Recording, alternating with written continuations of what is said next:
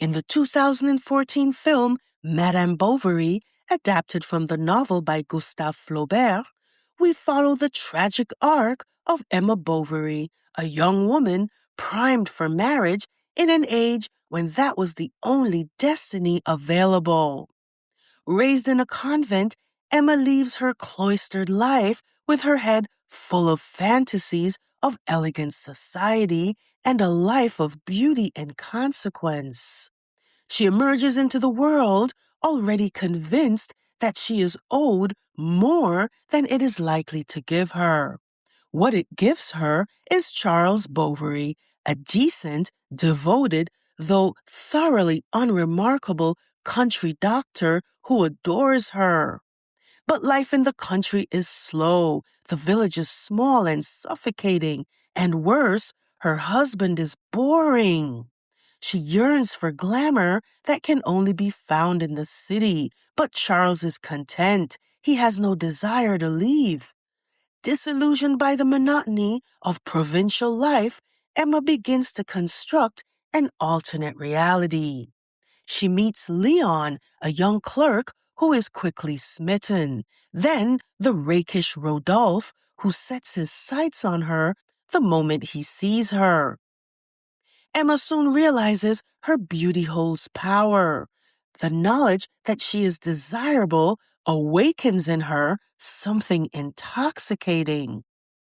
Already driven by the need to feel more than life allows, Emma gives herself over to the attention. She begins a series of affairs, believing naively that each man can fill the void of her humdrum life.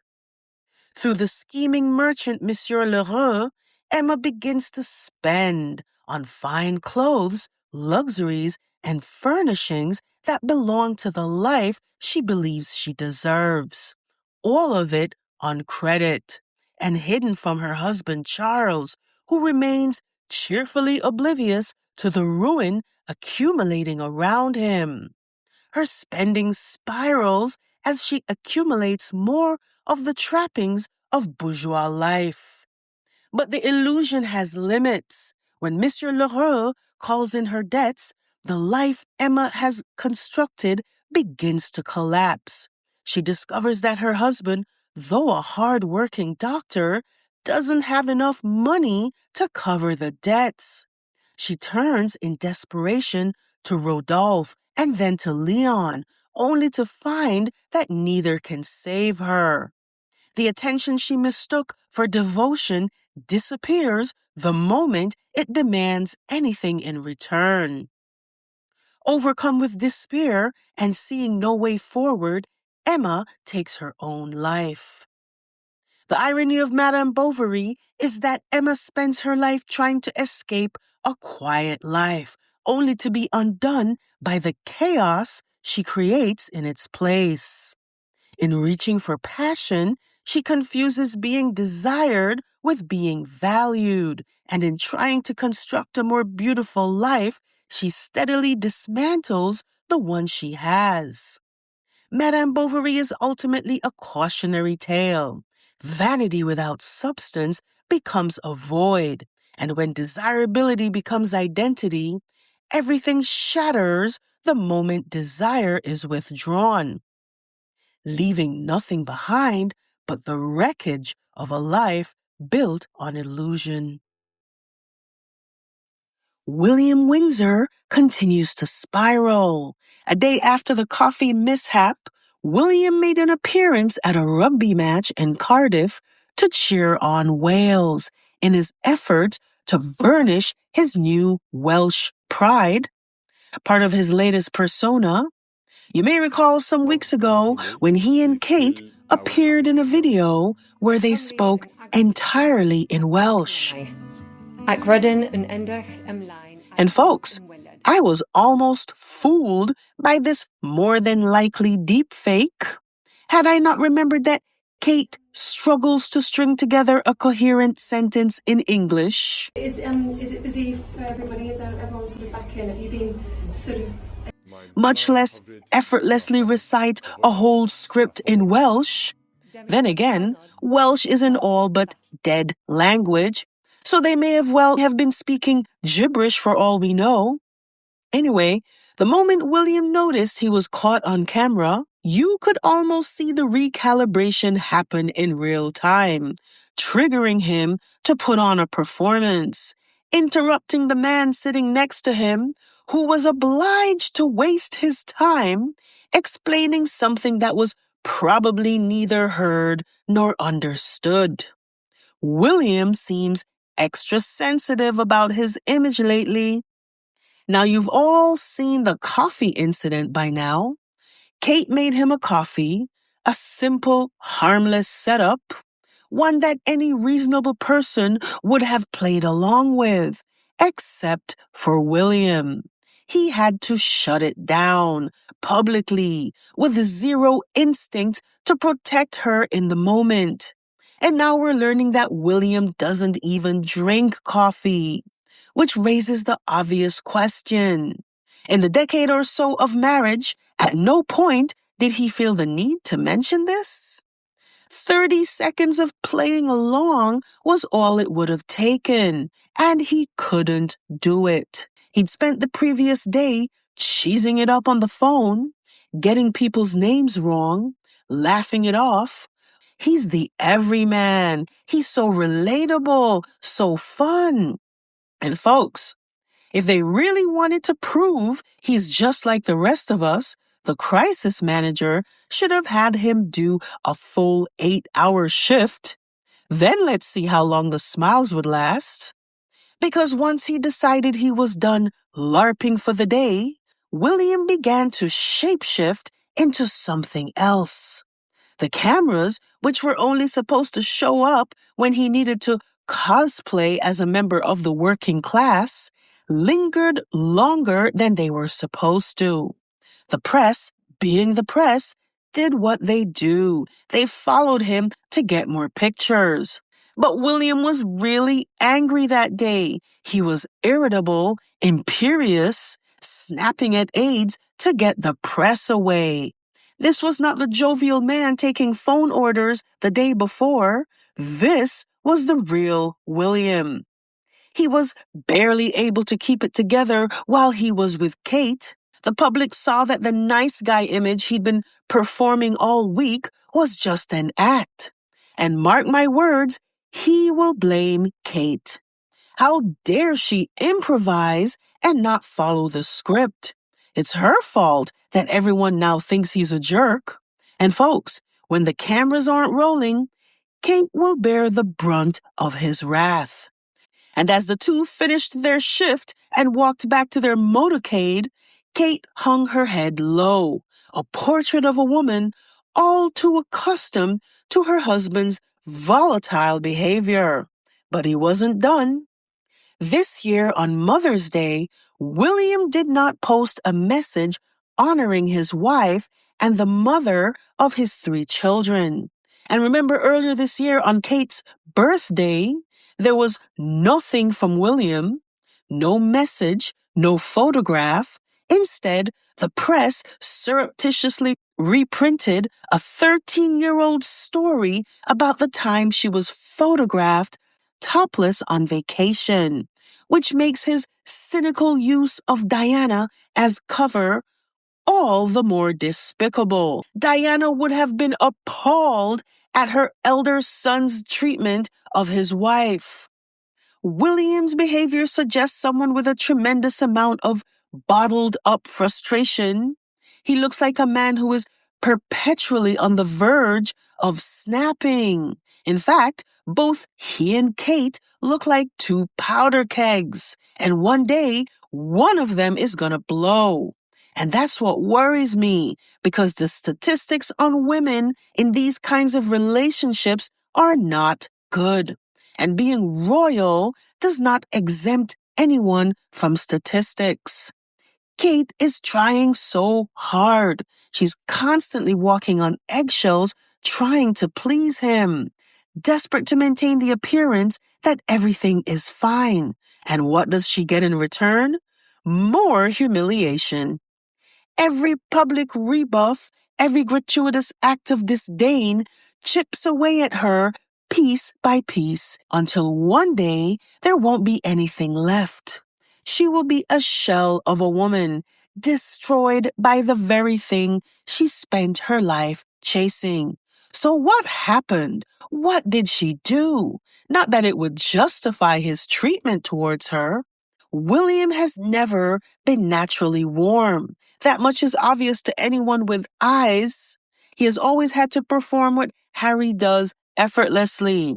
But he did not used to look this openly contemptuous of her. Something shifted, and that shift appears to line up almost perfectly with the period when Kate Middleton disappeared from public view. And when she returned, she was different, more subdued, more careful, and more compliant. Which brings me to the curtsying.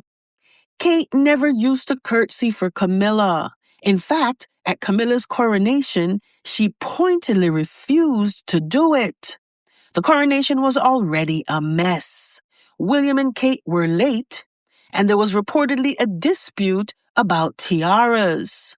Apparently, Camilla wanted to be the only one wearing a crown that day and forbade Kate from wearing a tiara. So Kate had to improvise with a headpiece that looked like it came straight out of a party pieces clearance bin, and the whole thing started a beef that has been simmering ever since. Now it's worth remembering that once the Queen died, the power dynamic inside the family shifted dramatically, and within a year of the coronation, Kate disappeared. And when she came back, she started curtsying for Camilla. How many times now have you seen Kate curtsying as if she was wearing a shock collar? What changed? Did her dubious cancer treatment come with an unintended side effect of uncontrolled curtsying? Because it looks to me like she is being told to do it. And I want to be very clear about something. If William wanted to stop it, he could. This is a man that wants the world to know that he is in control. And if he wanted to, he could tell Camilla that Kate does not have to curtsy to her. But he refuses. Because what better way to subject Kate to his endless humiliation rituals than to force her to curtsy to the woman she hates, to the very woman who undermined her from the beginning, who mocked her, who called her dumb, who insisted her parents use the servants' entrance. William is not merely standing by watching this happen, he is participating in it. At the state dinner, he was struggling to maintain his composure. He still couldn't bring himself to look at her, but he did manage to stand next to her without his face contorting into grimaces. This is quite an achievement for William. The chatter from the plebiscite is getting louder and louder, and William knows that people are taking notice that he does not seem to like his wife very much. His anger toward Kate exists partly in the slow burn of his fury at Harry. Harry did something to William that William will never forgive. He exposed him as violent in his book. Former members of high office are now openly writing editorials begging Harry to return. Talk shows in the mainstream press are debating whether Harry should be king instead. Folks, do you have any idea how demoralizing that must be for William? To be told repeatedly that the spare is more fit to lead?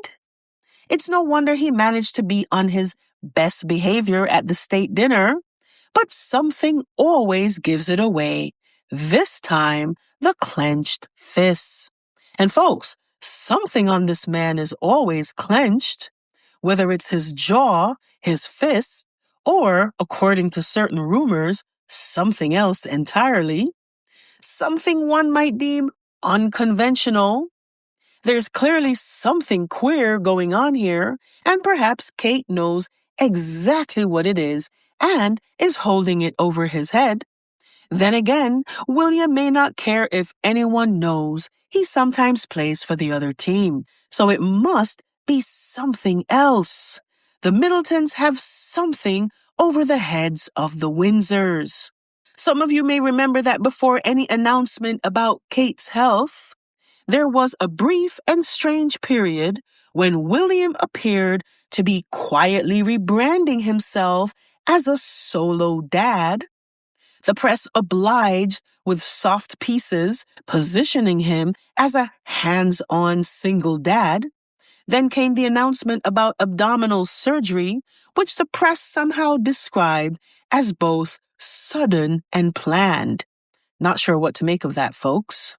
And then, in between the body double episode and the Photoshop fiasco, some of you may remember a headline that was a bit odd.